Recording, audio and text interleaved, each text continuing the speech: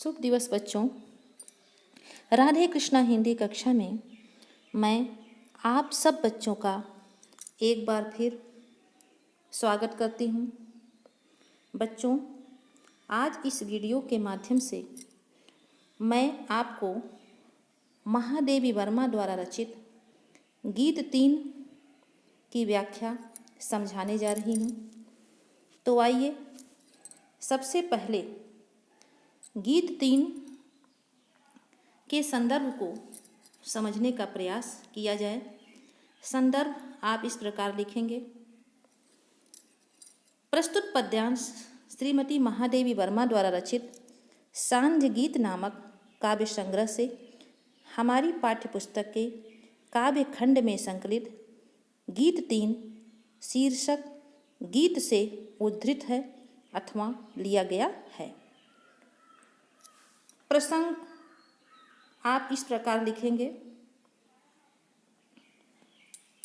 प्रस्तुत पंक्तियों में महादेवी वर्मा जी अपने जीवन की तुलना बदली से करती हुई हृदयगत भावों को अत्यंत मार्मिकता के साथ प्रकट करती हैं।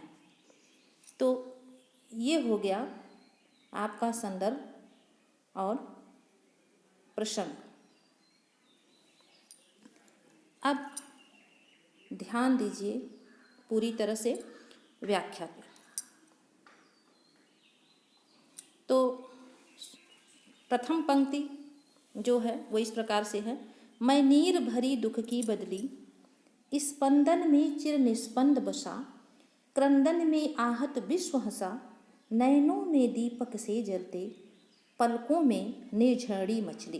देखिए यहाँ पे है निर्झाड़ी, लेकिन सही उच्चारण होगा आपका निर्झाड़ी, तो सही कर लीजिएगा। सही शब्द क्या है? निर्झाड़ी। तो चलिए व्याख्या को समझा जाए। महादेवी वर्मा जी कहती हैं, मैं नीर भरी दुख की बदली, मेरा जीवन जल भरे हुए, जल से परिपूर्ण या जल भरे हुए दुख की बदली के समान है। अर्थात मेरा जीवन जल से परिपूर्ण, दुख से घिरे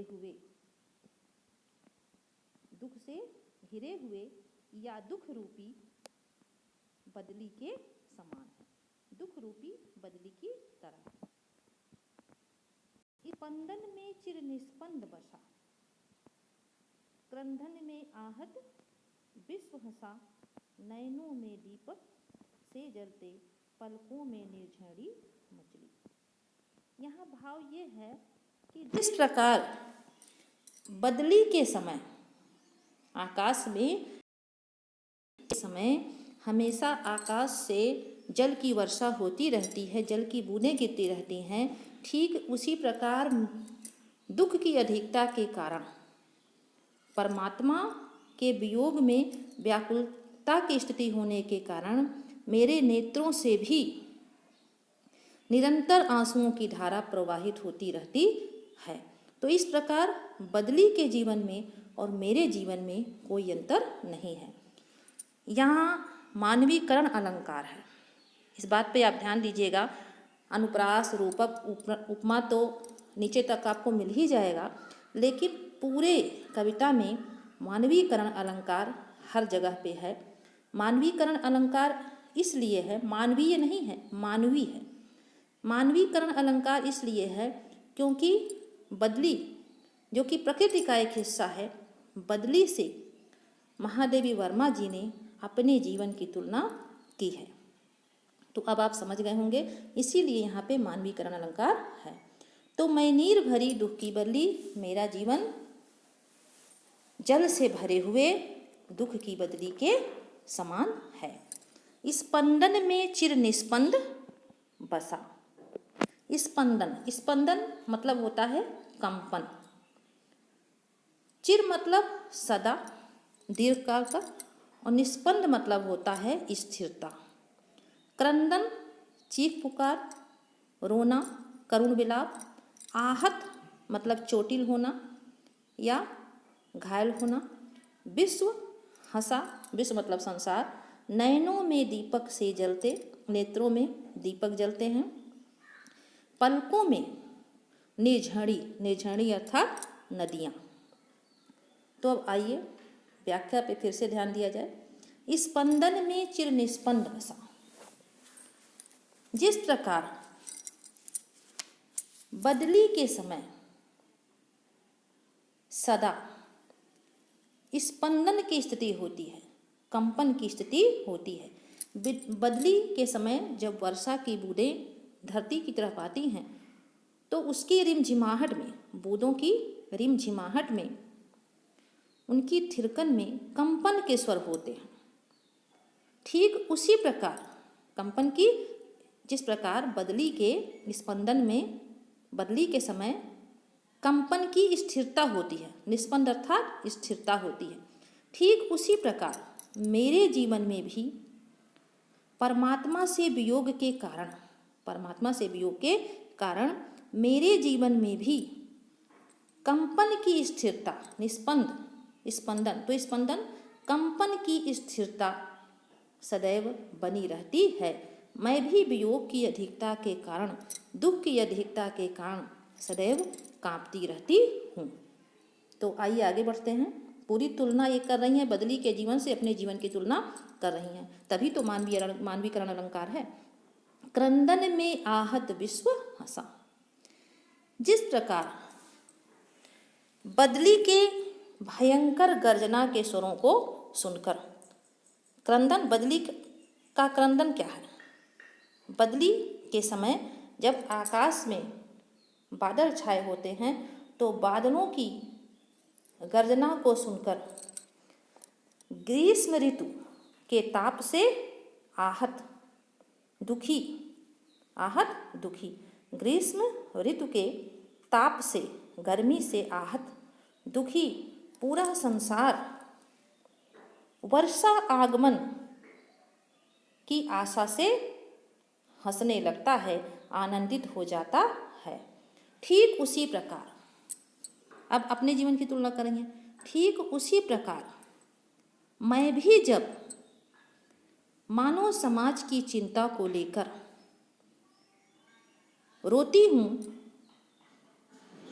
या रोते हुए ईश्वर से प्रार्थना करती हूँ तो मेरे करुण क्रंदन को सुनकर भी, मेरे करुण विलाप को सुनकर भी ये संसार हंसता है। कहने का मतलब ये है कि मेरी करुण, मैं जब करुण विलाप करके ईश्वर से प्रार्थना करती हूँ, बदले में ये संसार आनंदित होता है। नयनों में दीपक से जलते, अब देखिए, नयनों में दीपक से जलते, जिस प्रकार बदली के समय आकाश में बिजली कौंधती है अर्थात बिजली चमकती है, ठीक उसी प्रकार नयनों में, मेरे नेत्रों में भी दीपक जलते हैं। लेकिन ये दीपक कैसे हैं? परमात्मा के, प्यारे परमात्मा के विरह रूपी दीपक जलते हैं। दीपक हैं लेकिन कैसे हैं? विरह के दीपक जलते हैं। पलकों में निर्झरी मछली, जिस प्रकार बदली के समय जब अत्यधिक वर्षा होती है और वर्षा जल की अधिकता के कारण, और वर्षा जल की अधिकता के कारण नदियाँ, निर्झरी नदियाँ मचल मचल कर प्रवाहित होती हैं अर्थात बहती हैं। नदियाँ मचलते हुए बहती हैं। ठीक उसी प्रकार, अब देखिए अपने को क्या कर रही हैं, ठीक उसी प्रकार पलकों में निर्झरी मछली, मेरे पलकों से भी सदैव आंसू रूपी या आंसुओं की नदी प्रवाहित होती रहती हैं। आंसुओं की नदियाँ प्रवाहित होती रहती हैं, बहती रहती हैं। चलिए आगे बढ़ा जाए। मेरा पग पग संगीत भरा, काव्यगत सौंदर्य मैं एक साथ सभी पदों का नीचे बताने का प्रयास करूंगी। मेरा पग पग संगीत भरा, महादेवी वर्मा कहती हैं, जिस प्रकार बदली के समय उसकी थिरकन में और बिजलियों और बदली की गर्जना में, बिजली तो चमकती है लेकिन बदली गरजती है, तो जिस प्रकार बदली के समय बादलों की गर्जना में और उसकी थिरकन में, बूंदों की थिरकन में मधुर संगीत के स्वर भरे होते हैं, मधुर संगीत के स्वर भरे होते हैं। अब कह रही है मेरे भी भीतर संगीत है, तो इनके भीतर कैसा संगीत है? ठीक उसी प्रकार मेरे जीवन के प्रत्येक चरण में भी, मेरे जीवन का प्रत्येक चरण भी प्रियतम रूपी परमात्मा के संगीत से भरा हुआ है, प्रियतम रूपी परमात्मा के संगीत से भरा हुआ है। अर्थात मैं अपने प्यारे परमात्मा के समीपता का अनुभव निरंतर करती रहती हूँ, जिससे मुझे मधुर संगीत सुनाई पड़ता है। श्वासों से स्वप्न पराग झरा।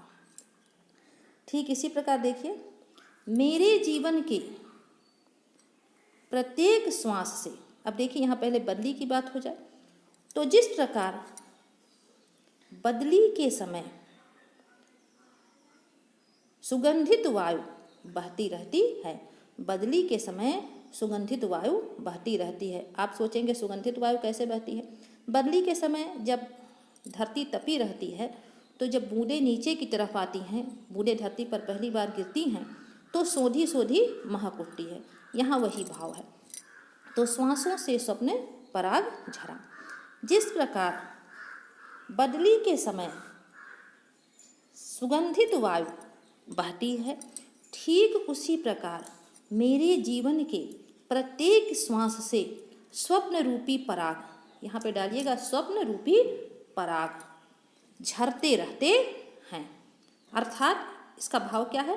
अर्थात मैं निरंतर अपने प्यारे परमात्मा के मधुर कल्पनाओं में खोई रहती हूँ, मधुर कल्पनाओं में खोई रहती हूँ। अर्थात मैं अपने प्यारे परमात्मा के स्वप्नों में ही निरंतर खोई रहती हूँ।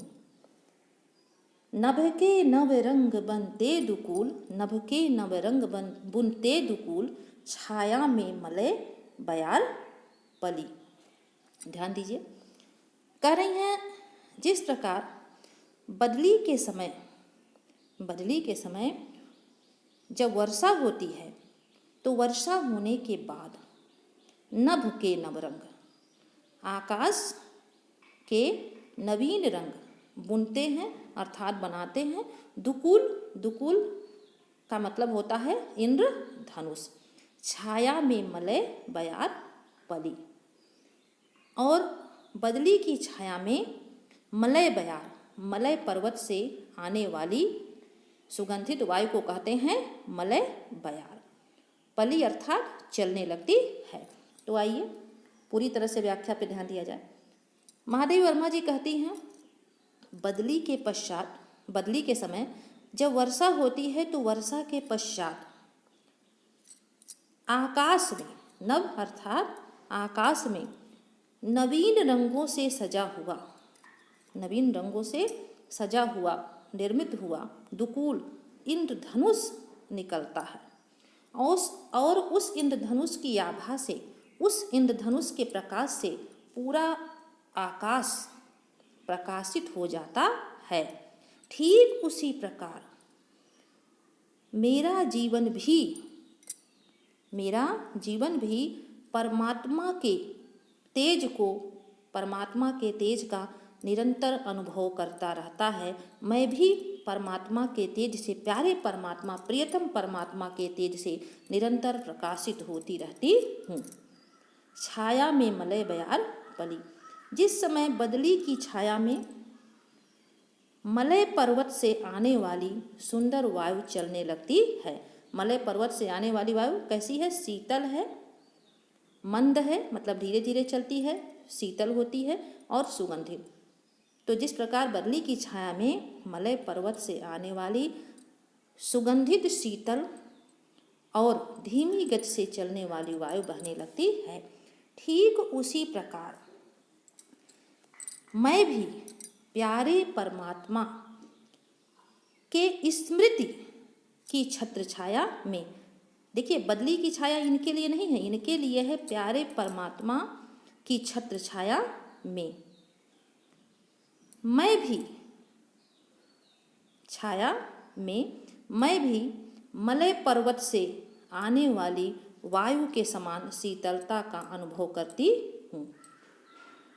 कहने का मतलब ये है कि प्यारे परमात्मा की छत्र छाया में मैं मलय पर्वत से आने वाली वायु के समान आनंद का अनुभव करती हूँ। आगे बढ़िए। मैं क्षितिज भ्रिकुटि पर घिर धूमिल, चिंता का भार बनी अविरल, रजकण पर जल कण हो बरसी, नवजीवन अंकुर बन निकली। ध्यान दीजिए, थोड़ा कठिन है लेकिन इतना भी कठिन नहीं है कि मैं आपको समझा ना सकूं और आज आप समझ ना सकिए। मैं क्षितिज भ्रिकुटि पर घिर धूमिल। महादेवी वर्मा कहती हैं, जिस प्रकार बदली, आगे लिखिएगा बदली, क्षितिज रूपी भ्रिकुटि, यहाँ पे देखिए रूपक अलंकार, रूपी शब्द आ गया, तो क्षितिज रूपी भ्रिकुटि पर धूमिलता के साथ, धुंधलेपन के साथ घिरकर, अर्थात सघनता के साथ घिरकर वर्षा करती है। फिर आप नीचे आ जाइए यहाँ, और बदली के जल की बूंदें जब रज कण पर, रज अर्थात धूल के कणों पर, धरती के रजकण धूल के कणों पर जल कण हो बरसती, जल बिंदुओं के रूप में बरसती हैं, गिरती हैं, तब धरती के भीतर दबे हुए, धरती के भीतर मिट्टी में दबे हुए बीजों से नव जीवन, नए जीवन रूपी अंकुर फूट पड़ते हैं, निकल आते हैं। अब देखिए अपने जीवन से अब तुलना करेंगे। चिंता का भार बनी अविरल, ठीक उसी प्रकार मेरे मस्तिष्क पर भी, मेरे मस्तिष्क पर भी चिंता का भार, मेरे भ्रिकुटि पर भी, मेरे भौहों पर भी चिंता का भार, चिंता रूपी बादल, चिंता रूपी बदली हमेशा छाई रहती है, जिसकी अभिव्यक्ति, इस चिंता के भाव की अभिव्यक्ति, चिंता के भाव को मेरे मस्तिष्क पर, मेरे मस्तिष्क की भ्रिकुटियां कर देती हैं। मेरे मस्तिष्क की जो भ्रू है, जो भ्रिकुटी है, ये चिंता के भावों की अभिव्यक्ति कर देती है। अब जब चिंता के भावों की अभिव्यक्ति होती है तब क्या होता है? फलस्वरूप जिस प्रकार बदली जल कणों की वर्षा करती है, ठीक उसी प्रकार मेरे नेत्रों से भी आंसुओं की बरसात होने लगती है। मेरे नेत्रों से भी मानवीय समाज के प्रति मेरे मन में चिंता रहती है। ठीक इसी प्रकार परमात्मा से जो मेरा वियोग होता है, उस वियोग की भी चिंता होती है। उस वियोग के कारण में भी मैं दुखी होती हूँ। फलस्वरूप मेरे नेत्रों से भी आंसुओं की बरसात होती है। रज कण पर जल कण हो बरसी, मेरे नेत्रों से आंसुओं की बरसात होती है। फलस्वरूप चिंता का भार, मेरे मस्तिष्क पर, मेरे भ्रिकुटी पर जो चिंता का भार होता है, वो चिंता का भार हल्का हो जाता है और मेरे भीतर भी नव जीवन अंकुर बन निकली। मेरे भीतर भी नए जीवन का संचार होता है। कहते हैं ना कि रोने से मन हल्का हो जाता है। तो बदली जब बरसात करती है, बूंदों की, जलों की वर्षा होती है, तब बदली हल्की होती है। और महादेवी वर्मा जी जब मानव समाज की चिंता करके रोती हैं या ईश्वर के प्रति अपने वियोग का अनुभव करके रोती हैं तो उनका हृदय हल्का होता है और उनके भीतर नए जीवन का संचार होता है। चलिए आगे बढ़ते हैं। यहाँ से थोड़ा आसानी लगेगी आपको। पथ को न मलिन करता आना, पथ चिन्ह न दे जाता जाना, और सुधि मेरे आगम, ये आगन शब्द नहीं है, आगम है, सही करिएगा। सुधि मेरे आगम की जग में सुख की सिहरन होवंत खिली। तो महादेवी वर्मा इस पंक्ति में यह कहती हैं, पथ को न मलिन करता आना। जिस प्रकार बदली की आकाश में छाने से आकाश का कोई रास्ता, कोई मार्ग मलिन नहीं होता है, गंदा नहीं होता है अथवा दूषित नहीं होता। कोई भी रास्ता, कोई भी मार्ग दूषित नहीं होता। पथ चिन्ह न दे जाता जाना, और बदली जब आकाश में आती है तो अपने चरण चिन्हों को, अपने रास्ते में, पथ चिन्ह, रास्ते में अपने चरण चिन्हों को छोड़ते हुए आगे नहीं बढ़ती है। अब देखिए अपने लिए भी यही कहेंगी। ठीक उसी प्रकार इस संसार में मेरे आने से, संसार का कोई भी मार्ग, कोई भी रास्ता मेरे आने से दूषित नहीं हुआ है, गंदा नहीं हुआ है। और पथ चिन्ह न दे जाता जाना, जिस प्रकार बदली अपने चरण चिन्हों को आकाश में छोड़ के नहीं जाती है, ठीक उसी प्रकार जब मैं भी इस संसार से जाऊंगी तो मैं अपने चरण चिन्हों को छोड़ के नहीं जाऊंगी, अपनी कोई भी निशानी छोड़ के मैं नहीं जाऊंगी। आगे क्या है? सुधि मेरे आगम की जग में सुख की सिहरन हो अंत खिली। जिस प्रकार बदली की स्मृतियों से, सुधि शब्द यहाँ पे, सुधि शब्द से मतलब है स्मृति, याद से मतलब है, और आगन शब्द नहीं है, आगम है, आगमन से मतलब है आगमन, और सुख की सिहरन, सुख की कंपन, अंत खिली अर्थात अंतर्मन खिल जाता है, अंतर्मन आनंदित हो जाता है, उल्लसित हो जाता है। तो आइए भाव पे ध्यान दिया जाए। महादेवी वर्मा जी कहती हैं, जिस प्रकार बदली की स्मृति आने से, बदली के आगमन की, आगमन, बदली के आगमन की स्मृतियों से जग में, इस पूरे संसार में, इस पूरे विश्व के लोगों में, लोगों के अंत में अर्थात अंतर्मन में, हृदय में सुख की सिहरन, सुख की कंपन व्याप्त हो जाती है, अर्थात उनका अंतर्मन खिल उठता है। ठीक उसी प्रकार मेरे आगमन की स्मृतियों से भी, सुधि मेरे आगमन की स्मृतियों से भी इस पूरे संसार के लोगों का अंतर्मन खिल जाएगा, विकसित हो जाएगा, और उनके अंतर्मन में सुख की सिहरन, सुख की कंपन व्याप्त हो जाएगी, सुख की कंपन हो जाएगी। फलस्वरूप उनका मन उल्लसित हो जाएगा, उनका मन परम आनंदित होगा। चलिए आगे बढ़ते हैं।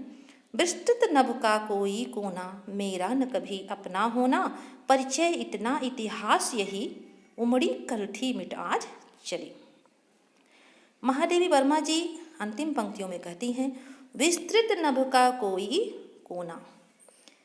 जिस प्रकार विस्तृत, विशाल नभ, आकाश का कोई कोना, कोई भाग, बदली का अपना भाग नहीं होता है, अपना हिस्सा, अपना भाग नहीं होता है, उसी प्रकार इस पूरे संसार का कोई भी हिस्सा, इस विशाल संसार का कोई भी कोना, कोई भी हिस्सा, कोई भी भाग मेरा अपना हिस्सा नहीं होगा, मेरा अपना नहीं होगा।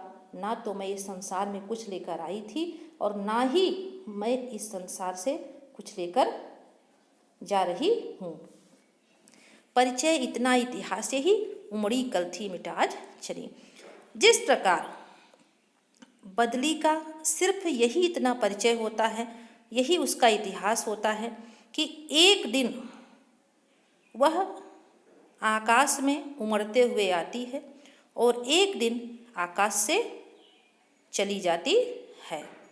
ठीक उसी प्रकार मेरा भी सिर्फ यही इतना परिचय होगा, मेरी भी सिर्फ यही इतनी पहचान होगी कि मैं एक दिन इस संसार में आई थी और आज इस संसार से चली जा रही हूँ। तो ये हो गई आपकी व्याख्या। अब आइए जल्दी से शुरू से लेके अंत तक के व्याख्या की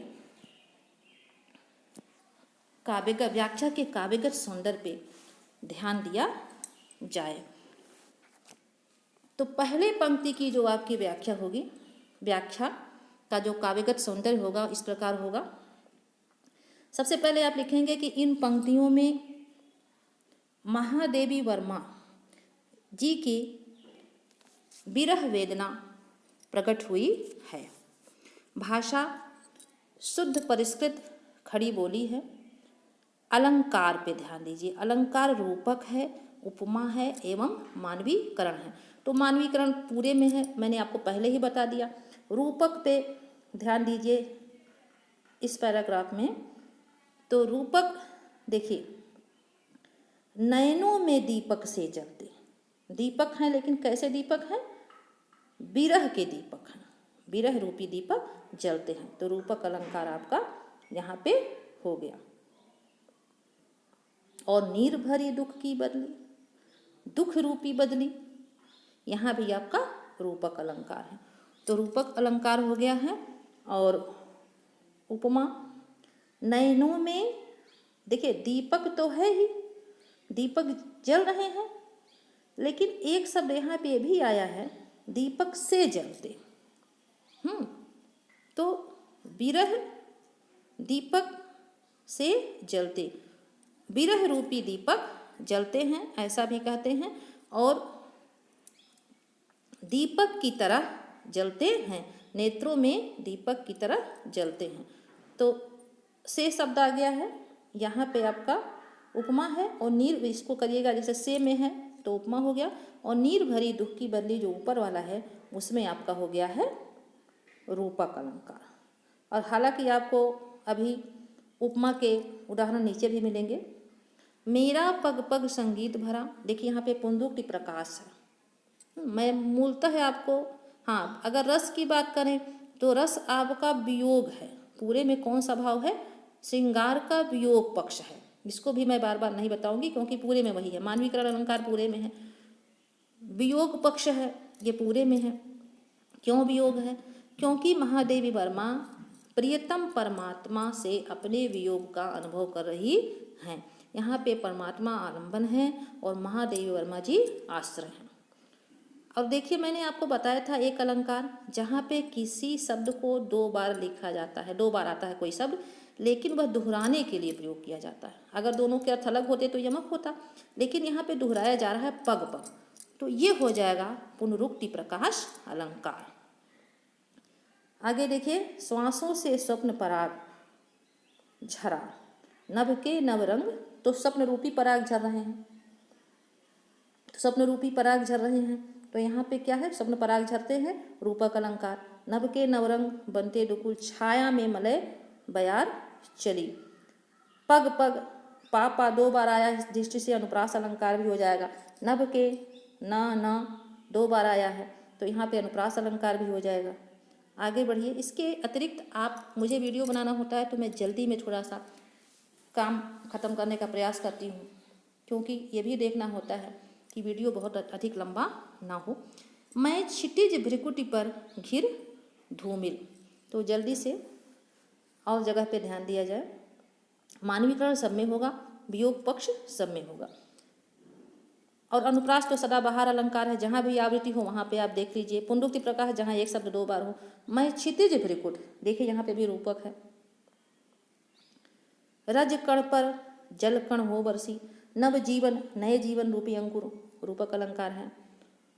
पथ को न मलिन करता आना, पथ को न मलिन करता आना, पथ चिन्ह न दे जाता जाना, जाता जाना जा आया है, अनुप्रास अलंकार। सुनि मेरे आगम की जग में, सुख की सिहरन होवंत खिली, अंतर्मन खिल जाता है।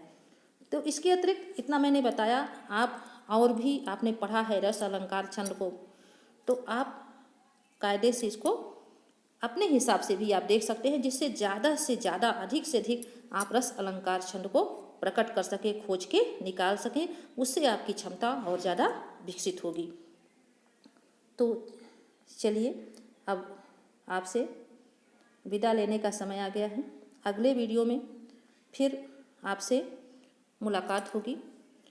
तब तक के लिए शुभ दिवस।